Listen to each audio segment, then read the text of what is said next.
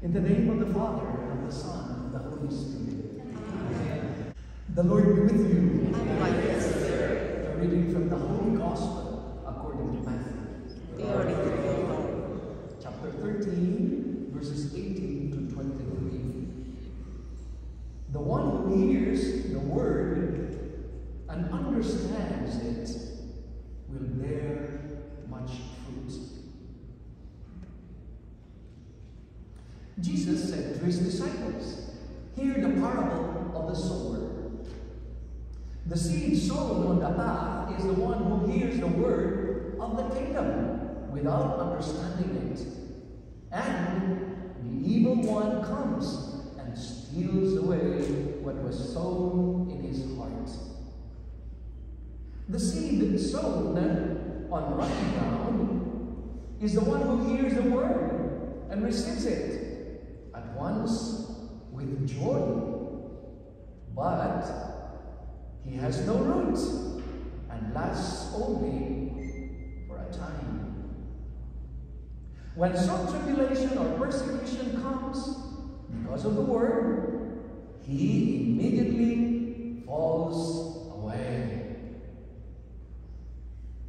The seed sown among thorns is the one who hears the word, but then worldly anxiety and the lure of riches choke the word, and it bears no fruit. But the seed sown on rich soil is the one who hears the word and understands it, who indeed bears fruit and yields 100 or 60 or 30-fold.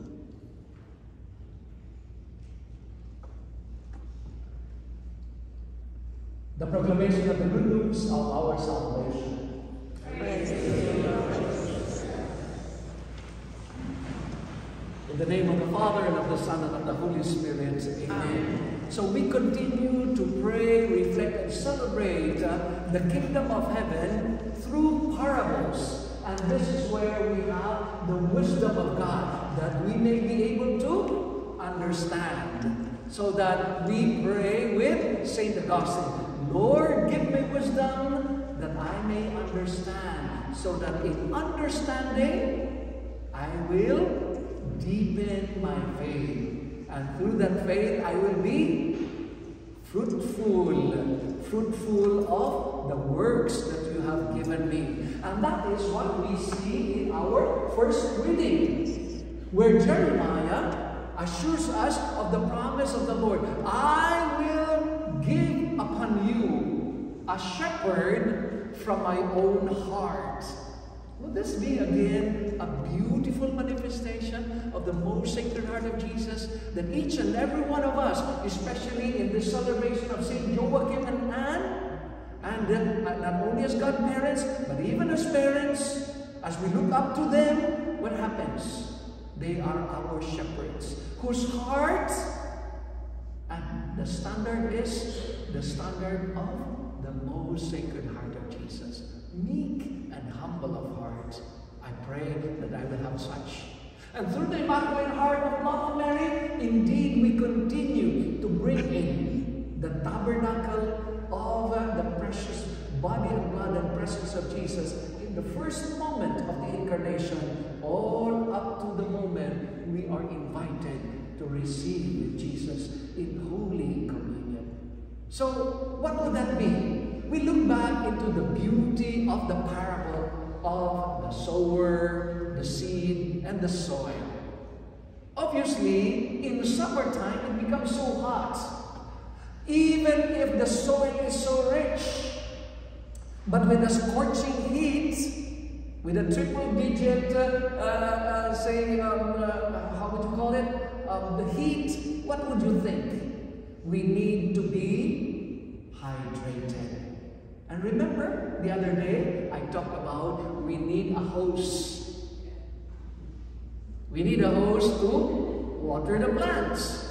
We need probably a hose to sprinkle and give a little extra water, because without it, nada. So what was the hose all about? It was, number one, a life of holiness.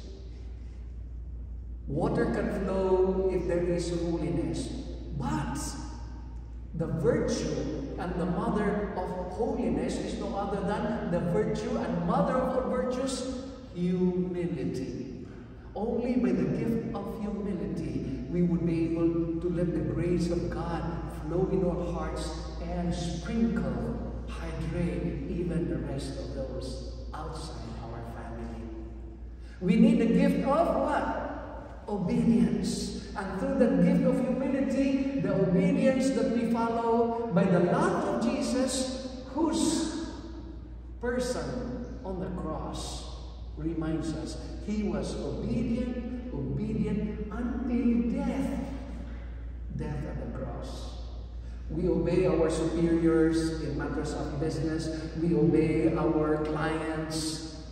We obey whatever. But have we been obeying to the love, the standards of the Father? In matters of the standards of Jesus.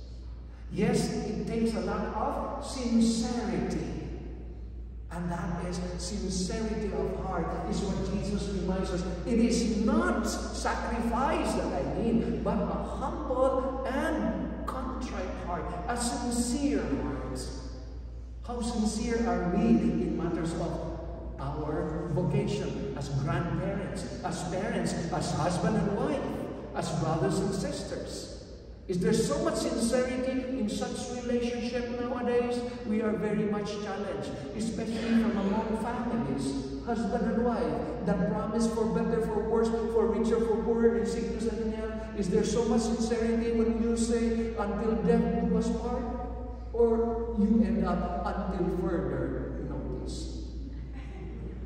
So that, well, maybe you will say a day or two, 5 years, 7 years, 25 years, sometimes you begin to say, well, I'm already okay, I need to have a divorce. But mind you, if you go beyond 25 years, you go 30, 40 years, 50 years, and that's the time you begin to say, I don't think so, I love my wife, I don't think so, I love my husband. Is that sincerity? Is that where we have that promise that the Lord gives us? Is this the Sacred Heart's love where Jeremiah promised us in our first reading? And obviously, this leads us to the, remember the letter E of the hopes? It gives us the joy to say yes to becoming Eucharistic people. Broken in order to be shared. Never in the holy sacrifice of the Mass, the priest would say, and he broke it and ate all of them. Right? Jesus said, he broke it, gave it to his disciples. Sometimes it's not that easy. We are to be broken, that we will be able to share the real blessings of Jesus. Many a times we break hearts. A lot of people are broken-hearted because of us. Can we not do the other way around? I may be broken-hearted, but I'm oozing out of love, grace, and forgiveness. So what would be our TGIF? Remember, that's only the introduction. So your TGIF would be, what did Jesus say in our gospel? Be steadfast. Por eso, he explained to us the meaning of the good soil and so on and so forth. Let me just invite you to say, TGIF. Thank God I'm, what did he say? Steadfast. It would not be F. So should I say, thank God I'm fastidious. It is more or less the same. Fastidious is to be smart in understanding. Are you fastidious enough to learn from the Word of God, to get such wisdom that you will be able to you find inspiration and enlightenment, that you will really go on. Who cares? The most important thing is, I follow the heart of Jesus. So, what would it mean to be fastidious? I'll just make sure of the 4 letters of the first 4 letters. Otherwise, I will end up having this mass until tomorrow. Anyway, first and foremost, F. The beauty of F, you can become fastidious if you focus. You focus on the Word of God. Many a times, lose focus, divert ourselves in a lot of things. When we are angry, we are out of focus, so we go to bars, we go to this, and so on and so forth. If you focus that the heart of Jesus is within you, then such word would lead you to become the good soil.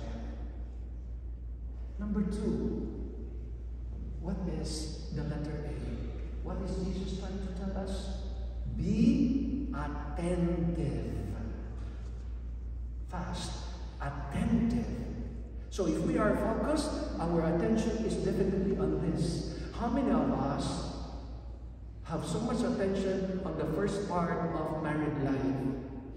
Then you have diverted to your focus on your children, then to their education. Then you forgot about yourselves and end up not knowing each other as husband and wife. Give attention to one another, and that would help you out understanding each other. If we have so much attention to Jesus, even when we pray the rosary, our attention is divided, diverted. I would remember when we prayed the rosary and the mother says, Hail Mary, full of grace. Is the store closed? The Lord is with you. Blessed are you among women. Is the door locked already? Full of grace, the Lord is with you. Then we forget about the lot. Because there's a lot of things going on. But if we begin to focus, then this leads us to another way to become fastidious.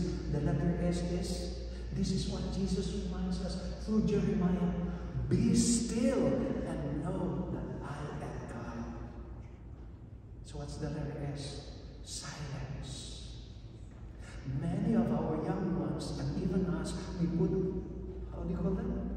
Earbuds or headphones, thinking that we are silent and all alone by ourselves. But I tell you, I have once borrowed, how do you call that? Headphone. And believe it or not, I could not put it on my head because it was just really so loud that you could not even hear somebody outside. Is this what we call silence?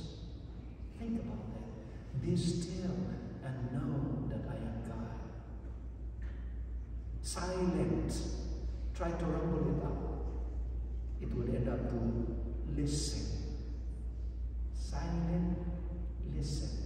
Similar and yet very interesting. It leads us to be silent in our hearts. Last but not least, there's a joke. They say, use tenacious in a sentence. And there is this young man who said, when I go to the tennis court, I use my tenacious. Well, that's the word that I would like to make use of. Tenacity. Tenacity is from the word in Espanol, tener, to have. What will all these words, parables of Jesus, if we don't have it in our hearts? So, the word tenacious, let it remain, stay in our hearts, and it will make a difference. So, TGIF, thank God, I'm fastidious, smart enough to bring in all the way what I understand to an open heart, a humble heart, to receive the real presence of Jesus, soul and divinity, deep within my heart, not because I can bring in Jesus, but it's the other way around, because Jesus can bring me into his very mystical body into his very heart, the most sacred heart of Jesus. Por eso, we end up saying, Jesus, meek and humble of heart, make my heart like unto thine. Let us bow down our heads for a moment, praising thy God in gratitude for all the blessings God has given us. The gift of life, the gift of family as a family of many families, the gift of peace and reconciliation, and most of all, the gift of inner conversion. As we all together look up to Jesus and say, Jesus, you're the sweetest name of all. Jesus, you always hear me when I call. Oh, Jesus, you pick me up each time I fall. You're the sweetest name of all.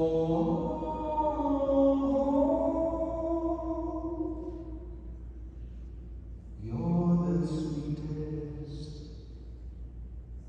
sweetest name of all.